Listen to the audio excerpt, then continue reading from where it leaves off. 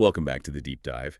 Today, we're really digging into something unfolding right now. Yeah, it's this clash between seriously powerful new AI, OpenAI Sora video generator and, well, the rights and legacies of real people. Exactly. We've got sources detailing this immediate collision, specifically around OpenAI, Sora, and the really intense controversy involving generated videos of Dr. Martin Luther King Jr. And it's important to frame this right. This isn't just some technical bug OpenAI needs to patch. No, It's digging into fundamental questions about, digital images, respect for historical figures, and how these huge tech companies are frankly learning or maybe failing to learn how to manage these platforms once they're out in the wild. it really feels like a live stress test, as you said. Sora launches, shows incredible potential, and then boom, almost instantly, this major issue with Dr. King's likeness surfaces. And it just lays bare that struggle, doesn't it? The difficulty these companies face when their tools can instantly manipulate the image, the legacy of figures who mean so much to so many people. Okay, so let's track the immediate reaction. Pretty quickly after Sora went public, OpenAI announced something pretty significant. Hmm. They actually paused the ability for users to generate videos that resemble Dr. Martin Luther King Jr. Yeah. I mean, that's a major clampdown on a brand new flagship product. It is. And the crucial detail here is why they did it. This wasn't like OpenAI's internal ethics team getting ahead of the curve. Right. No, this restriction came specifically because the estate of Martin Luther King Jr., Inc., the folks who manage his legacy, requested it. After seeing what they called disrespectful depictions. Exactly. Those depictions were the trigger. OpenAI put out a statement trying to explain their reasoning. It reads like a bit of a tightrope walk, honestly. Uh-huh. What did they say? They acknowledged, quote, strong free speech interests when it comes to depicting historical figures, but they followed up by saying they ultimately believe, quote, public figures and their families should ultimately have control over how their likeness is used.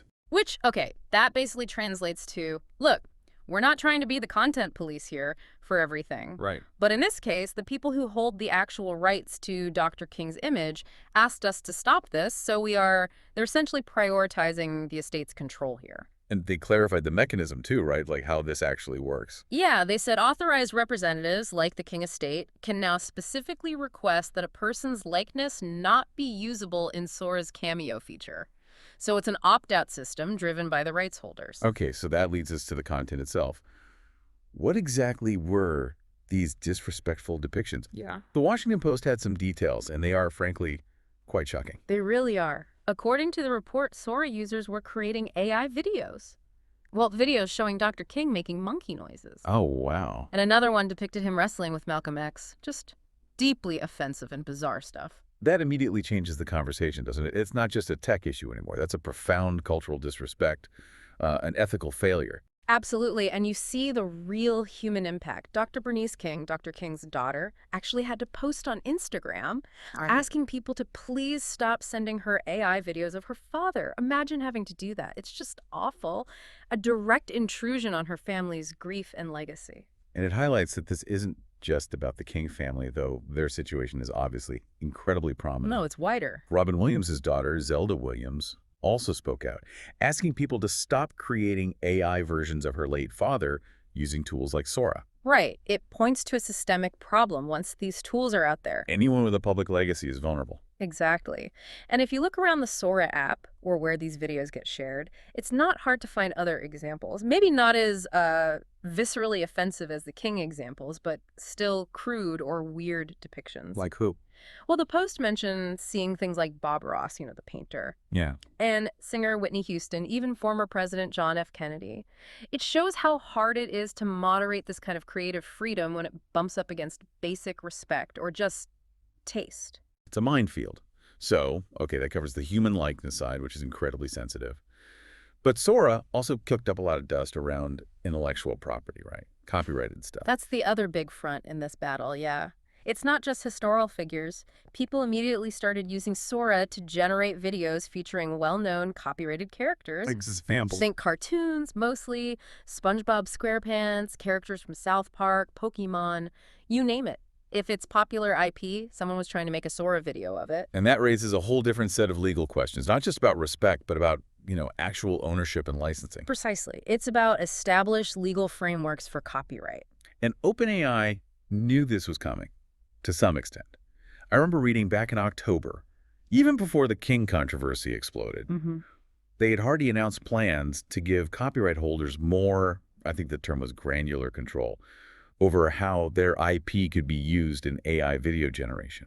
Yeah, that seemed like a direct response to the initial, let's say, concerns from Hollywood and other big media companies. Yeah. They were trying to get ahead of the inevitable studio pushback. So they were trying to manage the Hollywood reaction, and then the King incident basically forced their hand on the human likeness side, applying a similar kind of logic, giving control to the rights holder. It looks that way. But here's where OpenAI's overall strategy starts to look, well, a little contradictory, maybe. How so? Well, while Sora is getting these new, stricter controls slapped on it, blocking Dr. King, potentially blocking copyrighted characters, OpenAI announced something quite different for its other major product, ChatGPT. What was it? They said they were actually planning to loosen restrictions there, specifically allowing adult users to engage in, quote, erotic chats in the coming months. Wait, really? Mm. So stricter on video depictions of public figures and IP, but looser on potentially explicit text conversations. Yeah. That seems like a weird balancing act. Yeah. How do they square that circle internally? The risk seems so different. That's the core policy paradox everyone's pointing out. The thinking seems to be that video is just fundamentally higher risk. Okay. So Sora creates these immediate, shareable, visual pieces of content. Hmm. The potential for reputational damage, for deepfakes, for the kind of offensive stuff we saw with Dr. King, it's instant and very public. Hard to contain once it's out there. Exactly. Whereas text chats on ChatGPT, they're generally private, one-on-one conversations. OpenAI might feel they can allow more freedom there because the potential for widespread, immediate public harm is lower. Visuals just hit differently. That makes sense. It shows they are wrestling with how different types of AI create different types of problems. And they knew Sora was going to be tricky, didn't they? I think CEO Sam Altman even said something about it. He did. He publicly admitted the company felt, his word was trepidation, about Sora on its launch day. Trepidation. So they kind of knew they were opening Pandora's box, maybe just didn't expect the backlash to be quite so fast or fierce. Perhaps. And that feeling, that trepidation, it connects directly to their underlying strategy for rolling out these powerful new technologies. Nick Turley, who heads up ChatGPT, talked about this. What did he say their approach was? He basically laid out the launch and learn philosophy. He said the best way to teach the world and maybe themselves about a new technology. Is just to put it out there. Right. Let people use it, see what happens. That's the lesson they took from ChatGPT's rollout, and they seem to be applying it directly to Sora. So if that is the strategy, launch first, ask questions later. Basically then all these quick restrictions, like the one for the King Estate, that shows them learning, or maybe scrambling, in real time. They're patching the ethical holes as fast as users find and exploit them. The public effectively becomes the beta testers for their guardrails. That's exactly what it looks like. This whole episode, this deep dive, it really crystallizes the core debate around AI guardrails. It's not just theoretical anymore. It's about application. Right. Where does that freedom to create, to experiment with the AI stop? And where does the right to control your own image, your own legacy, or your family's legacy begin? That line is being drawn and redrawn right now, live, because of cases like this. It's this fundamental tension, isn't it?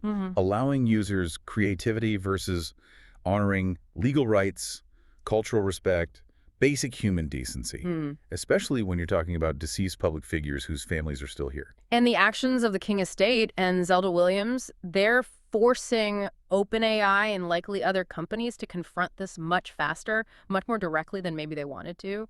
The mechanism they landed on, letting the estates or authorized reps request exclusion, that could become a model, couldn't it? It really could. We might see a future where the families or foundations managing the legacies of public figures become the primary gatekeepers for how AI can use their likeness. It puts the control back with them to some degree. Okay, so wrapping this up, we have to leave you with that final question to chew on. If the strategy really is put the technology out there to teach the world, like Turley said, then who ultimately carries the weight of those lessons? Is it the tech company that built the tool? Is it the users who create the harmful or disrespectful content? Or is it the public figures and their families whose legacies and likenesses are being used and sometimes abused in the process? It's a critical question. Who bears the burden of this launch and learn experiment? We'll definitely keep watching how these guardrails evolve or maybe fail to hold. Absolutely. Thanks for diving in with us today.